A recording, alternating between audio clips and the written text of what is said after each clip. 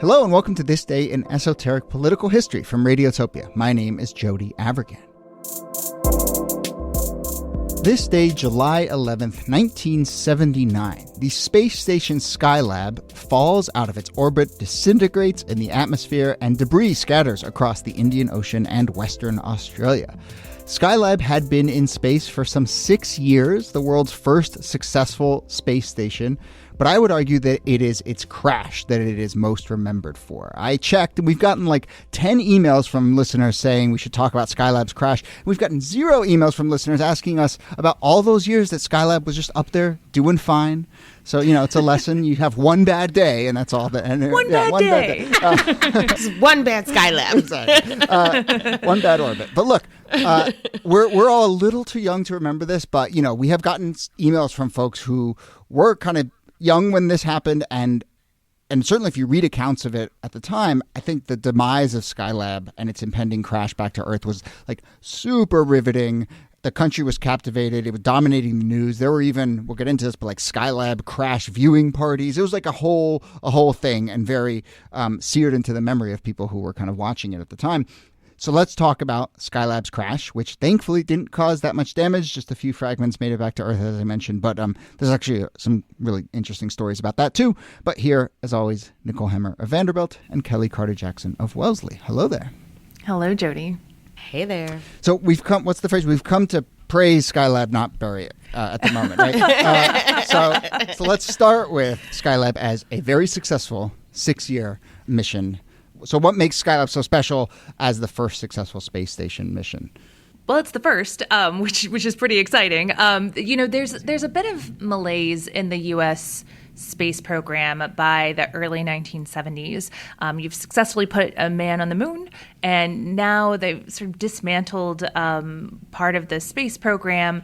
And out of the ashes of that initial space program, they use the leftover parts to create Skylab, which is it's going to be not a permanent space station in the sky, but the idea that you could have something in orbit for years and years. It was planned to be up there, I think, for like 9 years or so. Mm-hmm. And the Soviets had tried this. They had put up a space station called Salyut, which plummeted back down to Earth as well.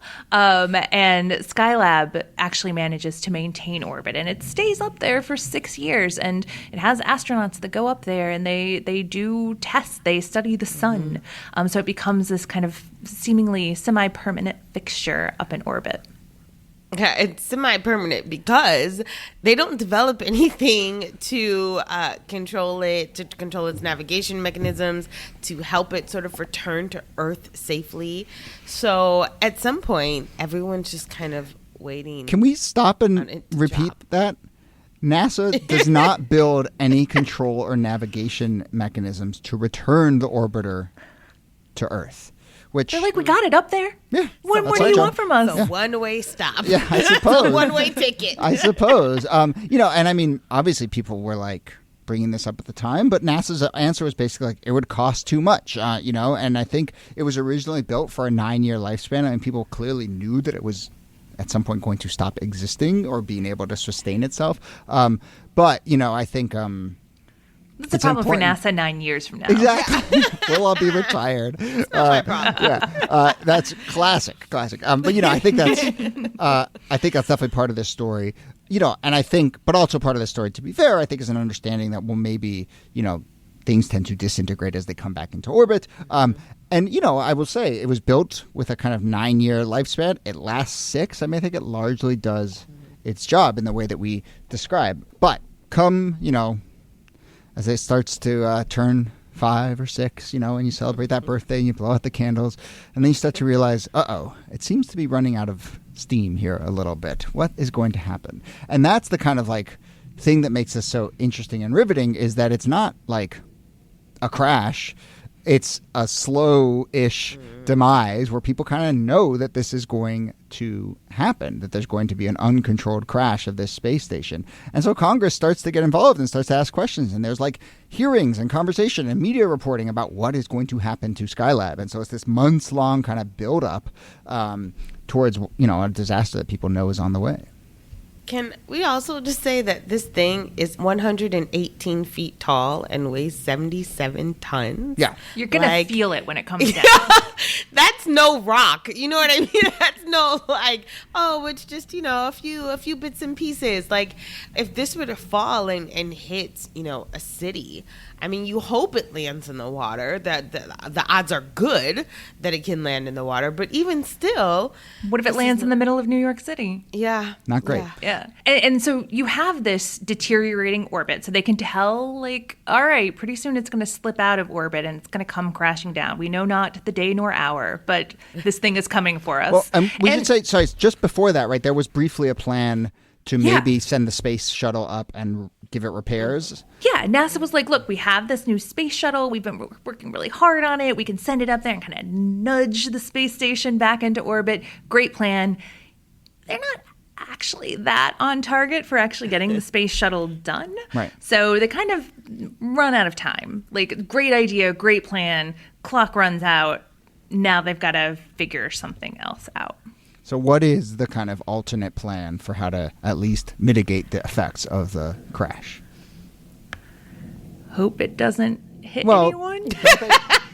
No, they fire the booster rockets. Right? Oh, right. Oh, yeah. They try to fire a booster rocket so that it can steer the Skylab in a way that might steer it away from people or away from, really populated sites. But even that's sort of a gamble as to whether or not that would be effective. Yeah. So they aim for the Indian Ocean. And the Indian Ocean is just like, what did I do? Is this the least populated place you could aim this, or do you just not care about the people here?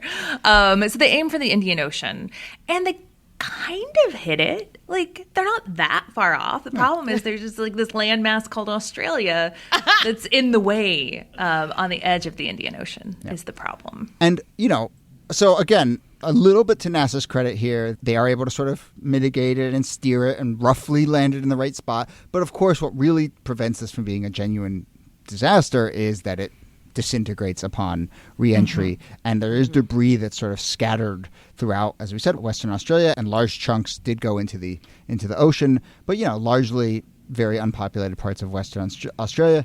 No one is injured.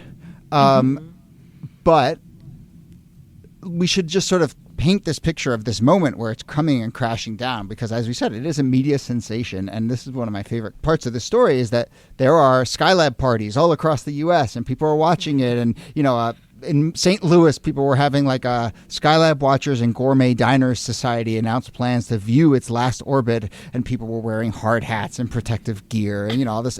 But it became a kind of big mass event and a sort of media circus.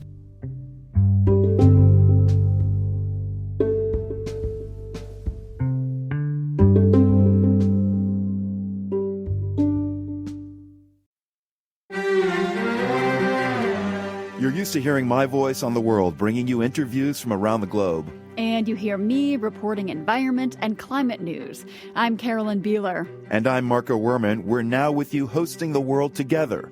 More global journalism with a fresh new sound. Listen to The World on your local public radio station and wherever you find your podcasts.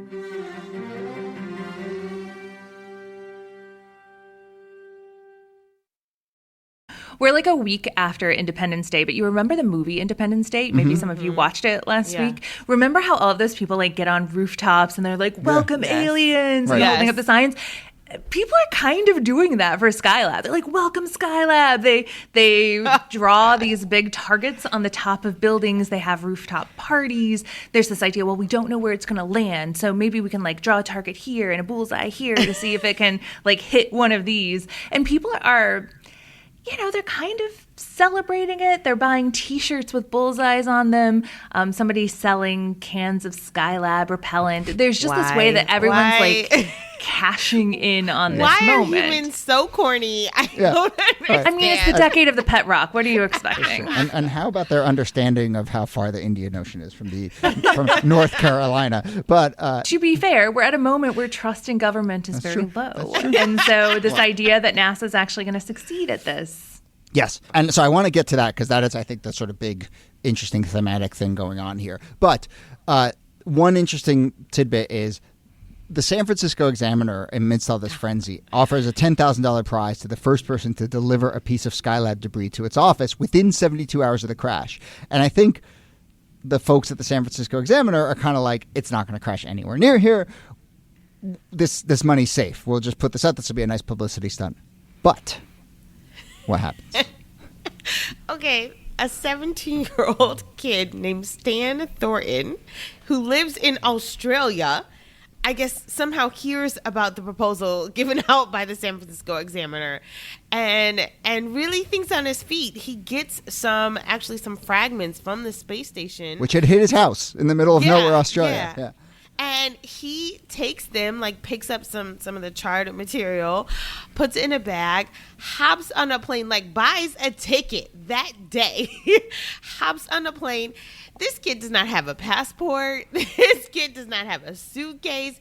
He just has the promise of the San Francisco Examiner, and he shows up at their newspaper headquarters like, hey, I'm here. I want my award. And the newspaper, to their credit, they pony up the $10,000. Like, I'm sure they were shocked, and they were like, we'll never do this again. But the portrait of international travel in the 1970s is remarkable. Like the kid just was like, nah, I'll buy a ticket and go. I don't have identification, passport? but what whatever. in the world? Did he even have a driver's license? Like, how does this work? Where was his mom? Where was his dad? Like, I need more details. Another little detail is that the city that this fell on, a little town in Western Australia, charges NASA $400 for littering. Mm-hmm. Wow. I love it. Yeah. So this Stan Thornton character should have been our sort of esoteric hook today, because it is remarkable that he shows up in San Francisco. He has a little press conference. He gets paid. He's still kicking around, or at least as of like 10 years ago. There's some photos of him. Yeah, I mean, I don't know. He bought his plane ticket home with part of it. It is kind of amazing little coda in here. So, NIki, you hinted at it, and I think it's a good place to end. But, this moment here, it really does play deeply into not just the sort of corniness of it and the theatrics of it, but it really does play deeply into this late 70s moment that we've talked about a lot under the Carter administration, but this deep distrust and malaise, to use Carter's own word, around American government and American institutions.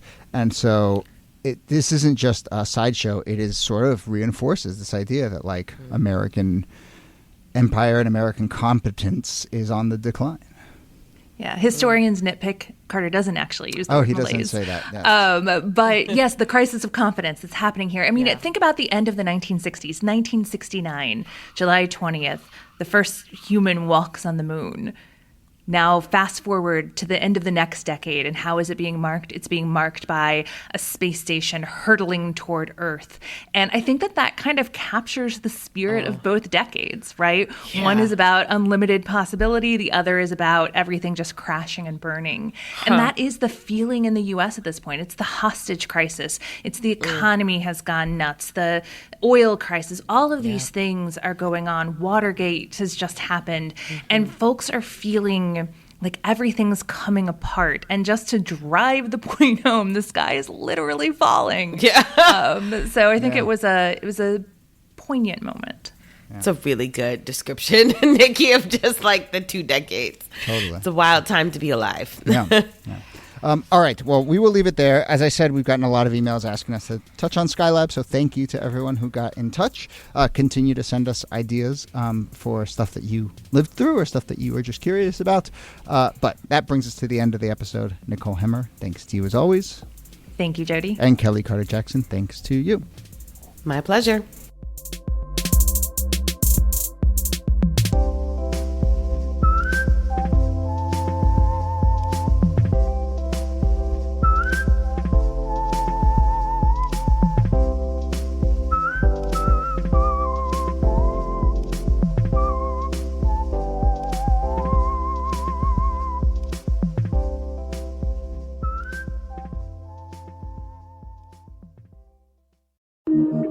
Radiotopia.